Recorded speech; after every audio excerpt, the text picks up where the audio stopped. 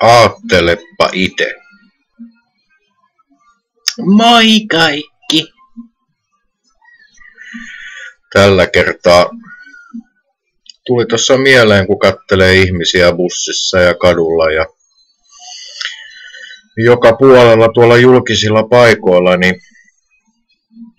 kaikilla on nykyään joku älypuhelin tai kännykkä kädessä ja kauhea näpytys ja suhina käy. Eli tehdäänkö siellä Facebook-päivityksiä kenties?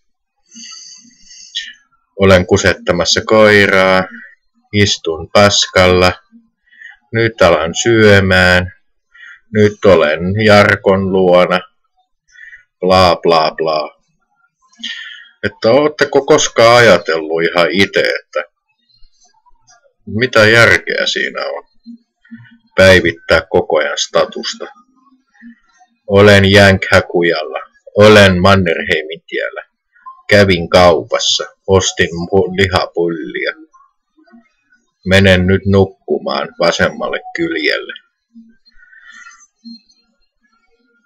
Itse en ole koskaan ollut Facebookissa, enkä Twitterissä, enkä muuallakaan. Ainoastaan ihan viime aikoina YouTubessa, joten kysymys herääkin, mitä vittua mä täällä teen?